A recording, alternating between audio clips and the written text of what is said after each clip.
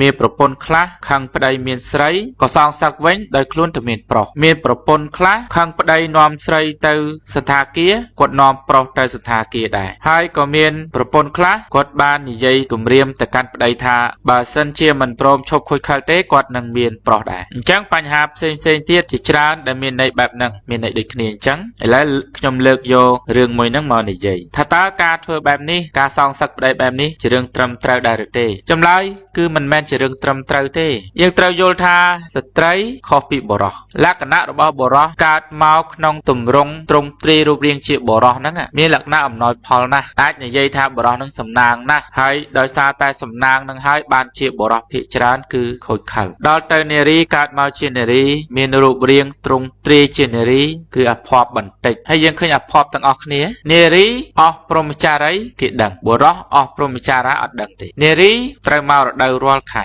ដែលពិបាកក្នុងការធ្វើកិច្ចការងារផ្សេងឬទៅទីឆ្ងាយនារីត្រូវកើតកូនអញ្ចឹងកើតកូនយើងសាកគិតមើលពោពោះ9ខែជាងហើយក្នុងការពោពោះហ្នឹងគឺគ្រប់កាយវិការទាំងអស់មិនមែនហក់វឹបទៅដូចយើងទេគឺលំបាកលំបិនតម្រុនតម្រាឈឺចាប់ខាងក្នុងនោះហើយដល់ពេលកើតកូនយើងគិតមើលយើងមិនមែនជានារីទេប៉ុន្តែយើងស្រមៃមើលឈឺចាប់ណាស់ហើយអាចប្រថុយជីវិតទៀតផងហើយត្រូវចិញ្ចឹមកូនទៀតពេលកើតកូនហើយមកប្តីខ្លះឲ្យបោកគក់តិចតួចពីមុខកូនងាហ្នឹងខ្ពើមរអើមអញ្ចឹងបើសិនយើងនិយាយអំពីលក្ខណៈសម្បត្តិរបស់នារីឃើញថាខុសពីបុរសអភ័ព្វជាងបុរសនឹងមួយដែលបុរសត្រូវដឹងហើយនារីខ្លួនឯងក៏ត្រូវដឹងហើយកុំឲ្យប្រាថ្នាថាសងសឹកគេទៅតាមរូបភាពដែលគេអំណោយផលខាងលើរាងកាយដល់ទៅពេលនារីមិនអំណោយផលទេទី2យើងត្រូវគិតទៀតថាទង្វើដែលបុរសធ្វើអញ្ចឹងយើងដឹងថានោះគឺជាទង្វើអាក្រក់ហើយគឺជាទង្វើមិនល្អមិនគប្បីទេហើយយើងស្អប់ខ្ពើមទង្វើអញ្ចឹងនារីស្អប់ខ្ពើមទង្វើអញ្ចឹងបើនារីស្អប់ខ្ពើមទង្វើអញ្ចឹង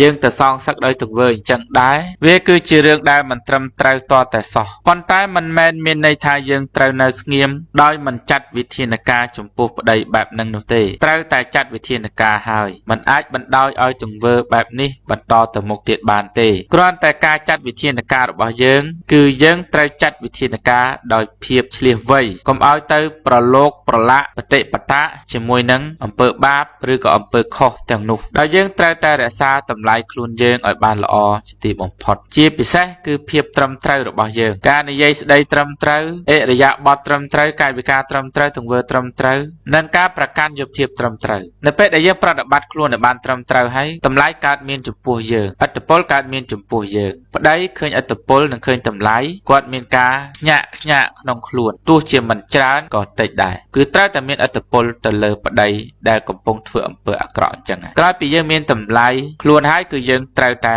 ហៅគាត់មកនិយាយតាមត្រង់ប៉ុន្តែនិយាយដោយសន្តិវិធីហើយឲ្យគាត់បញ្ឈប់នៅទង្វើបែបហ្នឹងទៅដោយយើងត្រូវដាក់លក្ខខណ្ឌឲ្យបានច្បាស់លាស់នឹងគាត់ដោយភាពម៉ឺងម៉ាត់ម៉ត់ចត់និងដោយភាពត្រឹមត្រូវរបស់យើងបើសិនជាគាត់នៅតែធ្វើទៀតយើងត្រូវចាត់វិធានការដោយសន្តិវិធីនិងតាមផ្លូវច្បាប់ជាមួយគាត់